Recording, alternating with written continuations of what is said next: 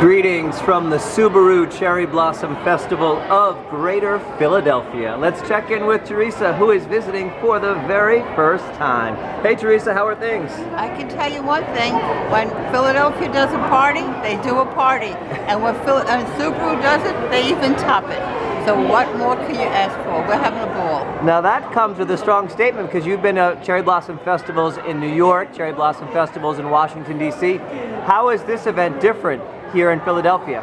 Well, I'm here for two reasons. One for the Cherry Blossom, and secondly for the Subaru. Now you are a Subaru owner. That's yes, how you. I am. And you're a cherry blossom tree owner. How many cherry blossom trees do you own? Last year I bought about a dozen. What is it you love about these trees? They're pink. They're coming up pink and they make me feel happy. Thank you, Teresa. Now here is a quick view. Hey everybody, it's Ryan and Teresa.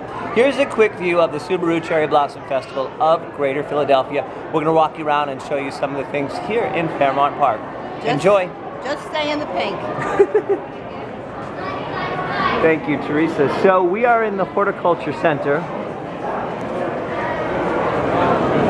And there are activities in here. You could do painting, calligraphy, origami. There's no additional fee. Now aside from cherry blossom trees and people and cosplay, there are some koi fish.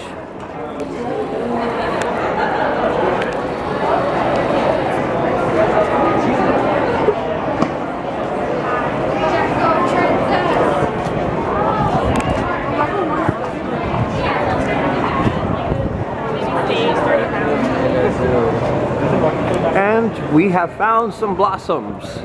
Let's take a quick detour.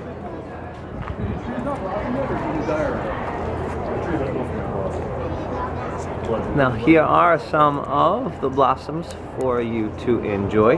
Now a lot of the blossoms here are of the Kwanzan style, which would be pink.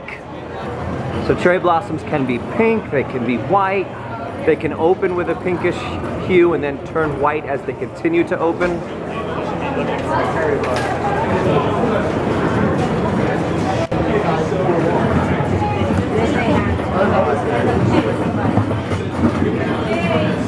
Now this will be the quintessential image that you'll recognize. It's the fountain area. But first we'll step through the lunch dining section. So aside from having a Cherry Blossom Festival, you can have a lunch in the park. Here's a look of the entrance.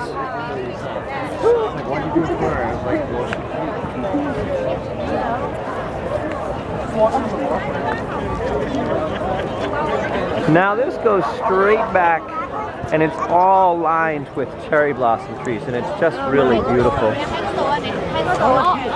Now what's interesting is most of the cherry blossoms have already bloomed this year and the event still draws this many people.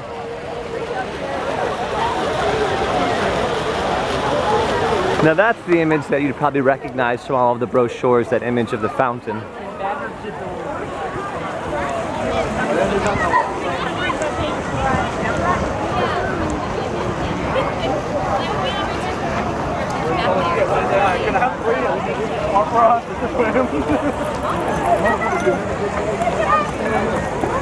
Now if you love cherry blossoms and you long for them all year, here's a great place to stop and pick yourself up a t-shirt. I really love the designs this year because they're all... Here's a great Philadelphia one, but he's wearing a kimono. Yeah, so if you're longing for cherry blossoms all year, you can slap yourself on one of these beautiful shirts, especially at the tail end of winter when you're waiting for spring.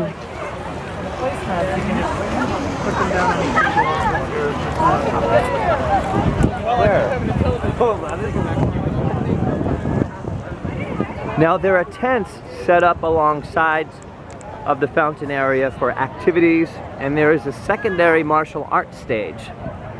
I'll show you a map right here. Here's a map of the park, and then when you flip it over, it has the schedule. Now today's event is the signature event for the Cherry Blossom Festival of Greater Philadelphia, Pennsylvania. It is called Sakura Sunday.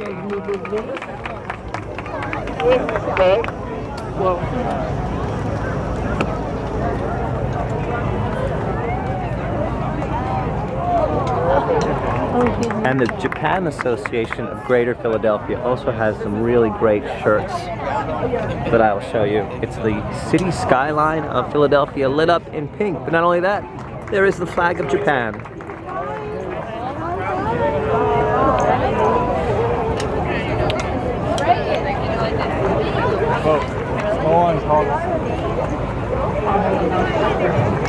Now here at the Subaru Cherry Blossom Festival of Greater Philadelphia, you will see a lot of people in fancy dress. And there are anime cosplay fashion shows and many different ways for people to participate in the fashion that's associated with cherry blossoms.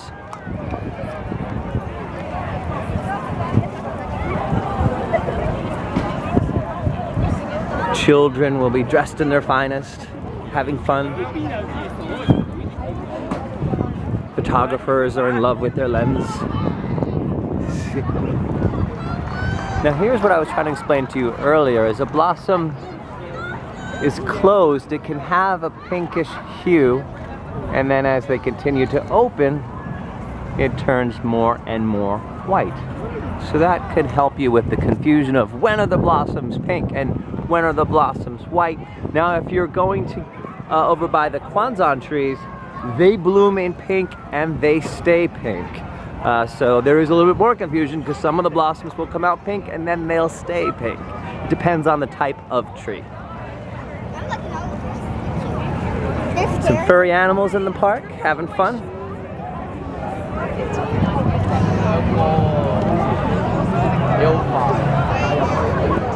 Now here is the sponsor, Subaru.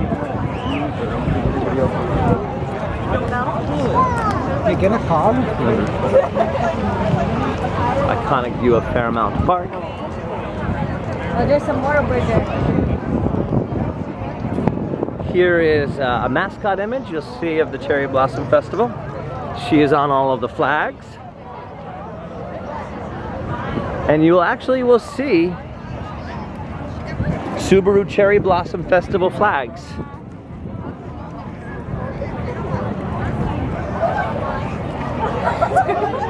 Now you don't want to forget your camera, especially on a beautiful spring day like today.